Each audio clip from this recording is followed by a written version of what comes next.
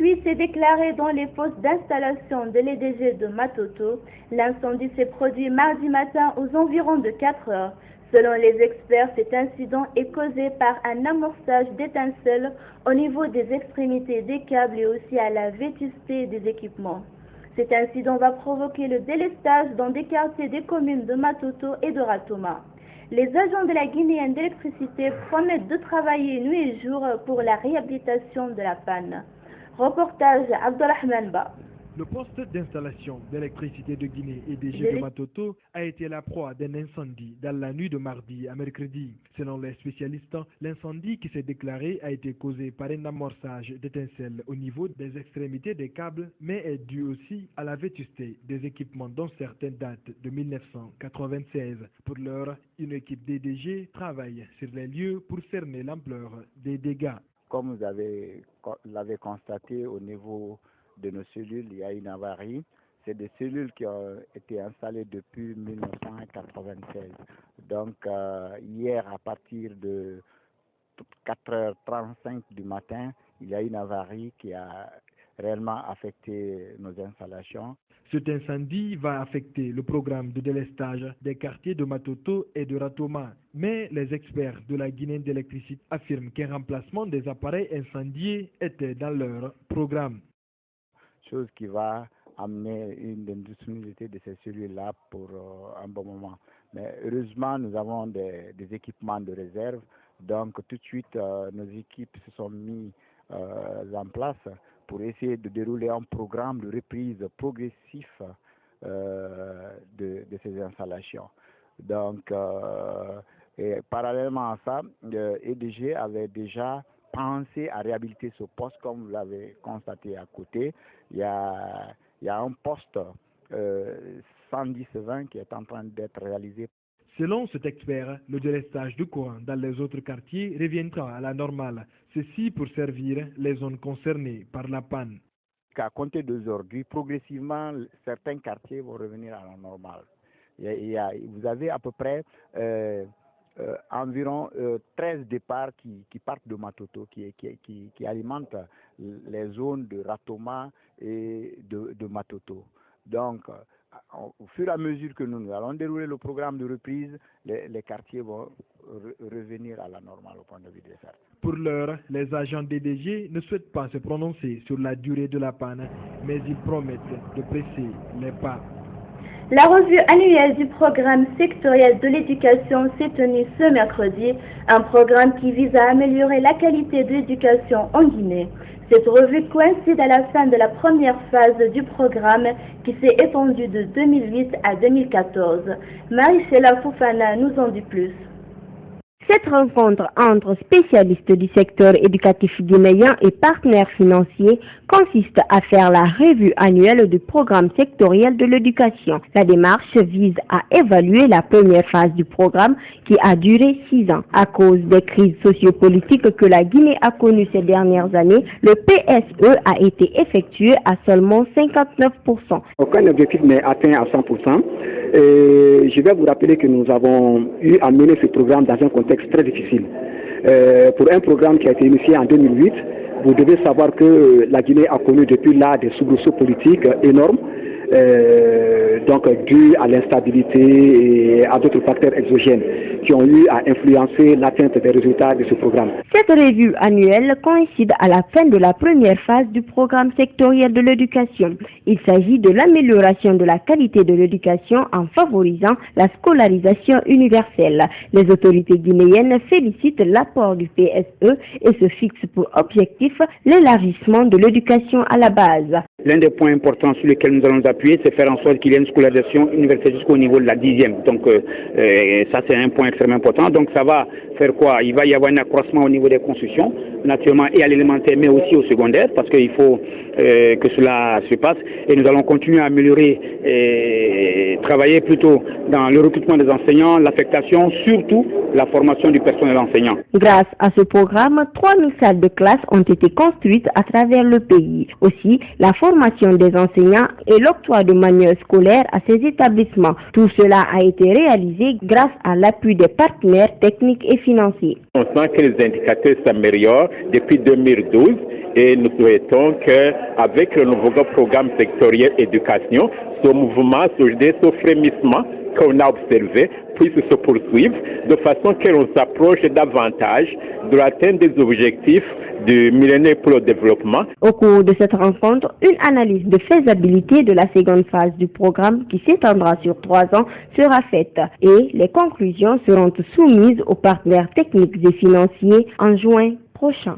La 6e session du Comité national de pilotage du projet régional de gestion durable du bétail ruminant en Afrique de l'Ouest s'est tenue ce mercredi dans un réceptif hôtelier de la place.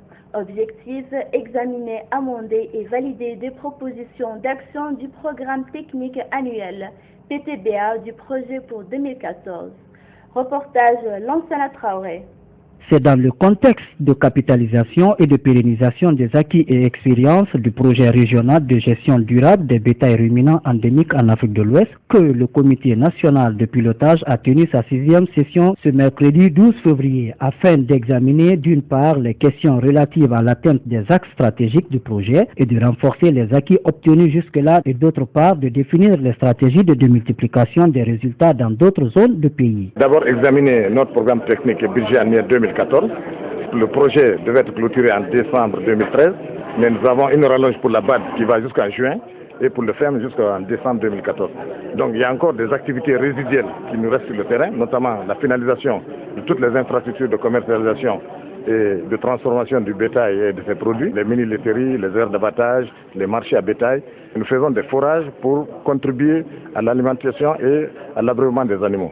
Ce projet exclusivement axé sur les bovins de race Ndama, de moutons dialonqués et de chèvres naines dans 4 pays ouest-africains a donné des résultats probants. Heureux du résultat, le ministre de l'élevage et de la production animale a réitéré l'engagement du gouvernement pour appuyer un tel projet. Le projet régional de gestion durable du bétail ruminant endémique en Afrique de l'Ouest s'inscrit en droite ligne dans les objectifs généraux de développement de l'élevage guinéen qui demeure la 2e activité du monde rural. Les pratiques et les techniques d'élevage en cours d'évolution nécessitent un appui constant face à la demande toujours croissante. La valorisation du bétail et des races locales dont l'apport à l'économie nationale est prépondérant. Le gouvernement voudrait induire de profondes réformes techniques et institutionnelles au niveau du secteur. La conservation et l'amélioration durable des espèces et races hyponotolérantes du bétail ruminant endémique est de nos jours une question essentielle pour la sécurité alimentaire. L'ingénieur Gassim Chérif a présenté mardi son prix Nobel de la paix aux autorités guinéennes, un prix Nobel qu'il a obtenu en 2005 à l'Agence internationale de l'énergie atomique. L'on se souvient, le prix Nobel de la paix 2005 a été accordé à l'AIE et à son directeur général, Dr Mohamed El-Barradi.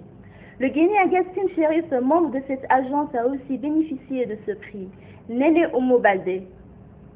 Gassim Chérif, ingénieur à l'Agence internationale de l'énergie atomique, un produit de l'université guinéenne et prix Nobel de la paix.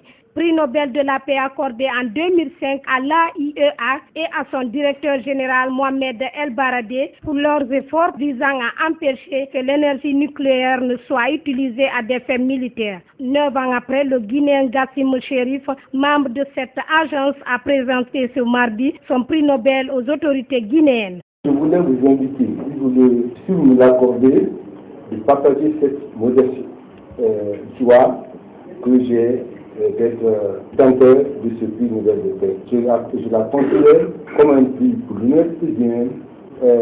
C'est un honneur pour moi de pouvoir servir mon pays.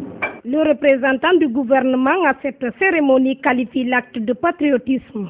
Quiconque est reconnu comme homme de paix à travers le monde devrait donc être magnifié à travers de telles cérémonies.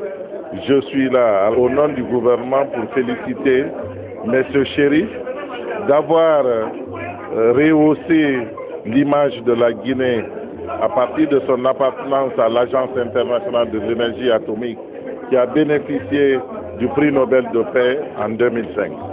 Aujourd'hui, qui se rend dans son pays pour donc présenter ce prix à sa famille, à l'ensemble du peuple de Guinée, est très honorant pour notre pays. Depuis 30 ans, l'ingénieur Gassim Chérif vit aux États-Unis. À quand son retour au pays, la question reste pour l'heure sans réponse. Le lancement des opérations de recensement général de la population guinéenne, c'est pour le 1er mars prochain. Après la formation des agents en technique de recensement de masse, l'heure est à la sensibilisation des populations pour la réussite de l'opération. C'est l'objectif de la visite ce mercredi à Matoto du ministre du Plan accompagné du gouverneur de la ville de Conakry. Magno Kandé pour plus de précisions. Il était question pour le ministre du Plan, accompagné du gouverneur de la ville de Conakry, de sensibiliser et d'informer les citoyens de Matoto sur l'importance du recensement général de la population. L'objectif vise la mobilisation sociale en vue d'avoir une vision claire de l'évolution démographique de la population guinéenne. On a déjà fait les travaux vraiment techniques, la cartographie, le recensement pilote, tout ça pour pouvoir permettre à un agent recenseur de tenir dans sa zone de dénombrement pendant les 21 jours pour recenser tous les ménages de cette ZD, de sa zone. En fait, après tout ça, si les gens n'adhèrent pas, à quoi ça va servir? C'est pour ça qu'on va vers la mobilisation sociale. La mobilisation sociale, c'est cette sensibilisation qui vient de se passer à Matoto. Il faut vraiment que ce soit recensé et pour connaître l'effectif, combien de personnes qui vivent à la commune de Matoto. C'est vrai que l'importance de ce recensement est capital. Tous ceux qui sont concernés.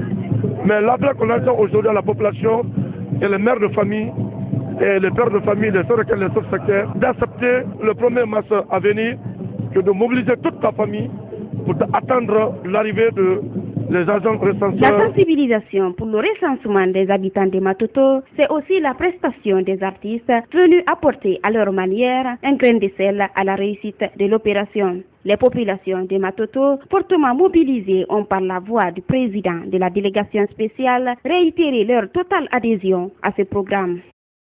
Conscient de l'importance de cette exaltante mais noble mission, la délégation spéciale de Matoto, par ma voix, voudrait vous rassurer qu'elle ne ménagera aucun effort pour le plein succès de ce 3e recensement dans notre commune.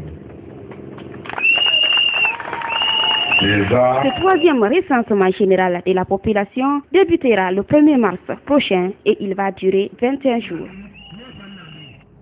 Après des années de méfiance, la police et la gendarmerie renforcent leur collaboration de travail sur le terrain pour sécuriser la population et leurs biens.